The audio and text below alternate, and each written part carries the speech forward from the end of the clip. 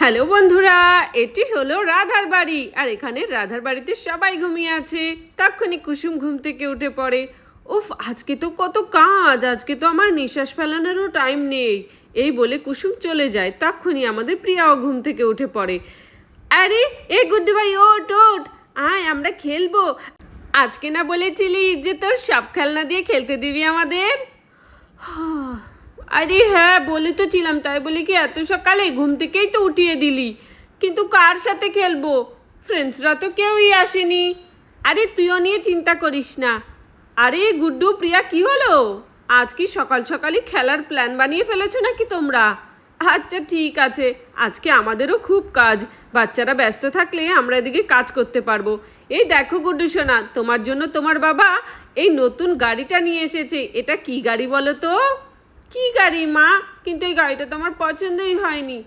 আরে এই গাড়িটা হচ্ছে কি একটি সিনেমাতে দেখানো হয়েছিল, যুদ্ধের গাড়ি। তাই? আর এই দেখো, তোমার বাবা একটা ট্রাকও এনেছে তোমার জন্য। ওয়াও, বাবা আমার জন্য ভালো ভালো গাড়ি এনেছে।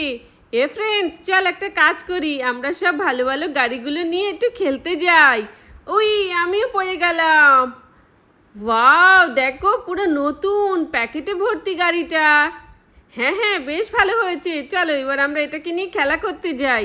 হ্যাঁ গুড্ডু ভাই, একটা কাজ করি, তোর এই খেলনা গাড়িটা অনেক বড়, এর মধ্যে তোর যত খেলনাগুলো আছে সব ভরে দে, তাহলে দেখবি অনেক বেশি খেলনা ভরবে এর মধ্যে। হ্যাঁ, আর দেখ গুড্ডু ভাইয়ের এই গাড়িটা কি সুন্দর, এটা তো হচ্ছে যুদ্ধের গাড়ি, তাই না? হ্যাঁ, আমি তো এইটা সেই সিনেমাতে দেখেছিলাম, বাহুবলী সিনেমায়। হ্যাঁ, তার মানে আমি বাহুবলী। আর আমি এখন যুদ্ধ করতে যাব, ঈশ্বরে যা তোরা, নইলে তোদের ফিনিশ করে দেব। আরে আরে গুড্ডু ভাই, লেগে যাবে তো। আরে না, এটা তো খেলনা গাড়ি, কিচ্ছু হবে না, চল। আরে গুড্ডু ভাই তো ওর গাড়ি নিয়ে ব্যস্ত, অন্য কিছু নিয়ে কি করে খেলবো? নাও গুড্ডু সোনা, তোমার যত খেলনা ছিল সব গাড়িতে ভরে দিয়েছি। এবার এগুলো নিয়ে গিয়ে কোনো খোলা জায়গায় খেলা করো গিয়ে, ঠিক আছে? একদম বাড়ি ময়লা করা চলবে না, একেতে আমাদের অনেক কাজ, আজকে তো সময়ই নেই। আচ্ছা ঠিক আছে রাধা আন্টি, তুমি কোনো চিন্তা করবে না, আমরা বাড়িতে খেলবো না, আমরা পাশে কোথাও একটা গিয়ে খেলবো। চলো ফ্রেন্ডস, আমরা সবাই গাড়িতে উঠে গেছি, এবার আমরা খেলা করি গিয়ে। গুড্ডু ভাই, স্টার্ট দে গাড়ি। হ্যাঁ হ্যাঁ ঠিক আছে, আমি স্টার্ট দিয়েছি। তারপরে বাচ্চারা সবাই মজা করতে করতে খেলা করতে যেতে থাকে। কোথায় যাবে তারা নিজেরাও জানে না। এ গুড্ডু ভাই, কোথায় নিয়ে যাচ্ছিস রে? আগে আগে দেখো হতা হে ক্যা, আমি খুব সুন্দর একটি জায়গায় নিয়ে যাচ্ছি তোদের। তাই?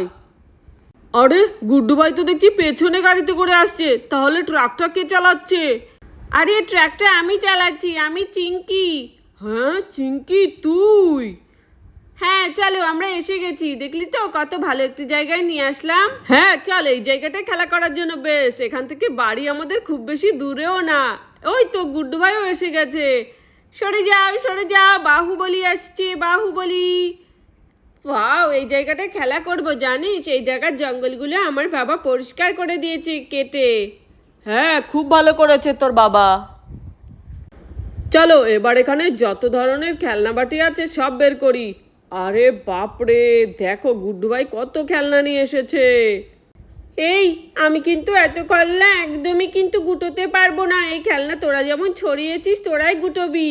আরে হ্যাঁ রে পিয়া, তোরা তো চিন্তা করতে হবে না, এই খেলনা আমরা ছড়িয়েছি, খেলাধুলা করব, আবার ঠিক মতো গুছিয়ে রাখবো, কেউ কিচ্ছু বলবে না। দেখেছিস কত সুন্দর সেট আপ হয়ে গেছে আমাদের খেলা করার জন্য একটি আদর্শ জায়গা।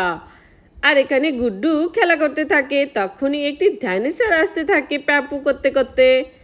আরে আরে এ কি, এই প্লাস্টিকের ডাইনোসরটা আবার চলতে কবে থেকে শুরু করলো? আমি তো গুড্ডু ভাইকে ভয় দেখানোর চেষ্টা করছি। আরে প্লাস্টিকের ডাইনোসর, আমি জানি তোমার পেছনে কেউ একটা দাঁড়িয়ে আছে।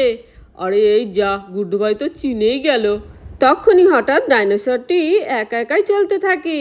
আরে এ কি, ডাইনোসরটি তো দেখছি একাই চলছে। আমার মনে হচ্ছে এবার এটার ভিতরে রাজু ঢুকেছে, বুঝলি তো? হ্যাঁ, রাজু দাদাই মনে হচ্ছে ঢুকেছে। রাজু দাদা, আমরা চিনে ফেলেছি, তুমিও ডাইনোসর থেকে বেরিয়ে পড়ো। সবাই সব কিছু নিয়ে ব্যস্ত, আমার খেলনাগুলো আমি খুঁজে পাচ্ছি না এখন, আমি যে কোনটা নিয়ে খেলবো। এই আমাকে এগুলো দে তো, এগুলো আমি খেলবো, তোরা সব নিয়ে নিয়েছিস আমার। আরে গুড্ডু ভাই, তুই এমন করছিস কেন? তোর খেলনা দিয়ে একটু খেলতে দে না। দেখ তোর এই স্কুটিটা কি সুন্দর। আমাকে এই স্কুটিটাতে চড়তে দিবি রে? আরে না, স্কুটিটাতে শুধু আমি চড়বো, নাম নাম।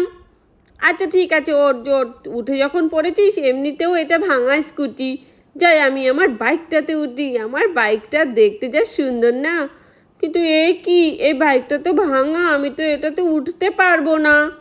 একটা কাজ করি, স্কুটিটাতে উঠতে সোজা হবে, আমি ওই স্কুটিটাতেই উঠবো। স্কুটিটাও একটু ভেঙে গেছে, কিন্তু কোনো ব্যাপার না, খেলা করা যাবে। তারপরে গুড্ডু এই ভাঙা স্কুটিতে উঠে বসে থাকে। আরে গুড্ডু ভাই তো দেখছি ভাঙা স্কুটিতে উঠেছে, এবার তো মনে হচ্ছে স্কুটিটা একদম ভেঙে গুঁড়ো গুঁড়ো হয়ে যাবে। রাজু দাদা ভীষণ হাসি পাচ্ছে, তাই না? নিজেও একটা ভাঙা সাইকেল চালাচ্ছে, আবার আমাকে দেখে হাসছে। সাইড দাও, নইলে কিন্তু পড়ে যাবে, পড়ে গেলে কিন্তু আমার নাম দেবে না। ওয়াও! আর এখানে এই গাড়িটার দিকে তাকালেই আমার মাথাটা খারাপ হয়ে যাচ্ছে। এটা জানিস কোন সিনেমায় ছিল এই গাড়িটা? কোন সিনেমায় রে? আরে বাহুবলী, যখন যুদ্ধের সিনেমাটা হলো না, যুদ্ধের সিনটা, তখন ভাল্লাল দেব এই গাড়িটাতে চড়েছিল। ও তাই নাকি? হ্যাঁ, তারপরে শত্রুদের সংহার করেছিল। ওয়াও! সেই গাড়িটা গুড্ডু ভাইকে আঙ্কেল এনে দিয়েছে, কি সুন্দর। এই দেখ, সিংহের মাথায় আবার কেমন লাইটও জ্বলছে। আরে সরে যাও। ধুর, আমার তো এটা যুদ্ধ কম, ঘাস কাটার মেশিন বেশি মনে হচ্ছে। হ্যাঁ, মনে পড়েছে, আঙ্কেল মনে হচ্ছে এটা দিয়েই এই মাঠের ঘাসগুলো সব কেটে দিয়েছে। হ্যাঁ, ঠিকই বলেছিস তুই। ধুর, এই ঘাস কাটার মেশিন দিয়ে কি আবার খেলা যায় নাকি? নে গুড্ডু ভাই, তুই তোর যুদ্ধের গাড়ি তুইই রাখ, আমি বাবা অন্য কিছু দিয়ে খেলা করি। আমার এসবে ভাল লাগছে না। দেখ, তোর ভাঙা গাড়ি আমি ঠিকও করে দিলাম, কি সুন্দর, এখন আবার লাইটও জ্বলছে। গুড্ডু ভাই, এসে দেখে যা, কত খেলনা বের করেছি তোর। এখানে তো কত রকমের ডাইনোসর। আচ্ছা, সত্যিকারের কি এত ডাইনোসর ছিল আমাদের এই পৃথিবীতে? আরে হ্যাঁ, ছিল, বইতে পড়িসনি? ডাইনোসর আমাদের পৃথিবীতে অনেক কোটি কোটি বছর রাজত্ব করে গেছে। হ্যাঁ, আর এখন আমরা করছি। চলো এবার খেলা করি অন্য কিছু দিয়ে। গুড্ডু ভাই দেখ, এই টিউবগুলোকে দেখে আমার এখন জলে সাঁতার কাটতে ইচ্ছে করছে, খুব গরম লাগছে। চল আমরা পুকুরে যাই। না আজকে আর পুকুরে যাব না, আমরা আজকে শুধু এই খেলনাবাটিগুলো দিয়েই এখানে খেলবো। হ্যাঁ, কিন্তু এই খেলনাবাটিগুলো দিয়ে কী খেলা যায়? আমার মনে হচ্ছে একটু সমুদ্রে যেতে পারলে মনে হচ্ছে বেশি ভালো হতো। সমুদ্র? আর এখানে সমুদ্র যেতে গেলে তো সেই দূরে যেতে হবে, প্রায় 8-9 ঘন্টা রাস্তা পেরিয়ে, দীঘা কিংবা পুরী। আরে হ্যাঁ, একবার পুরীতে গিয়েছিলাম, সেখানে আমরা সমুদ্রে স্নান করেছিলাম, অনেক মজা হয়েছিল।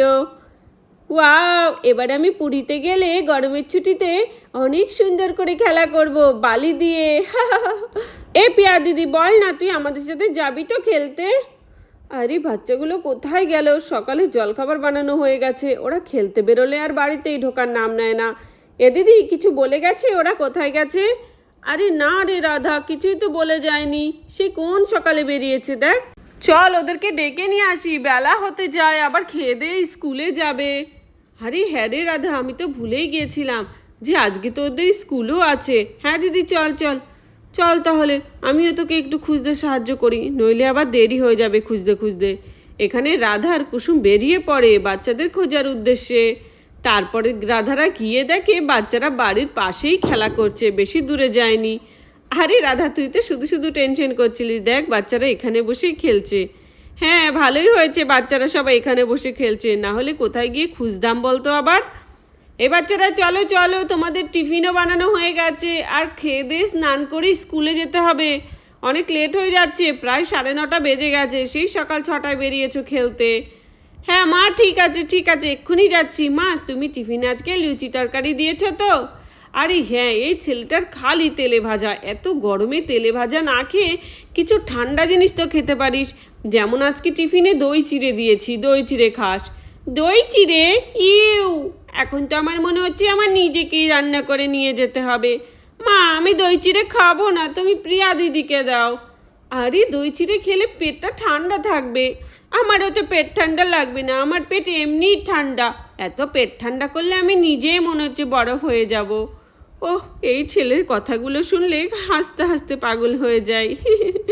তাহলে বন্ধুরা ভিডিওটি এখানেই শেষ করছি। ভালো লাগলে প্লিজ একটি লাইক করো আর সাবস্ক্রাইব করে আমাদের পাশে থেকো।